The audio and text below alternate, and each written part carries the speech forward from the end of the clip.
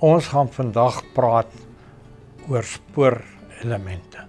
Saam met my, Dr. Eben de Pre, onafhanklike tegniese veearts, baie ondervinding met Micromin. Eben, vertel ons meer van Micromin.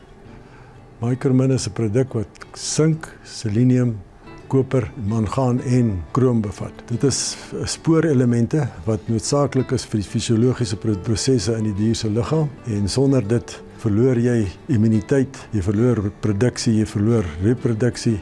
Al daai vlakke word geaffekteer deur tekorte. En dan is daar ook spesifieke simptome wat 'n ou later kan sien, né? Jy sien simptome as die tekort erg is. Maar oor die algemeen is dit nie. Die mense kom dit nie agter nie, maar hulle besef nie hoeveel geld hulle verloor deurdat die produksie minder is en die reproduksie geaffekteer is en so. Eben, jy het prakties gewerk in die veld met antagoniste teen hierdie spoorminerale. Vertel ons 'n bietjie daarvan.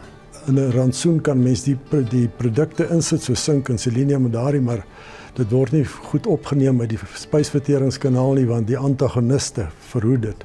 So 'n inspuitbare produk is die antwoord.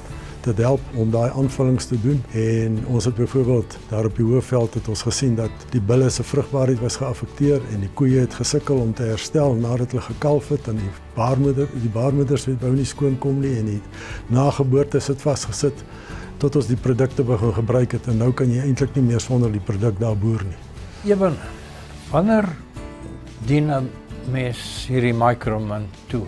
Die beste tye om dit toe te dien is wanneer dit die nodigste is in die dier se siklus, sê maar die geslagsiektes. So jy moet byvoorbeeld min of meer 60 dae voordat jou teelseisoen begin, is dit goed om dit toe te dien.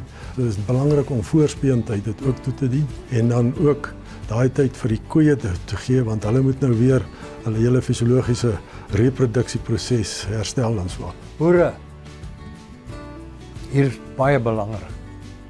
Vrugbaarheid, gewigstoename. Jy kan nie sonder Micromin nie.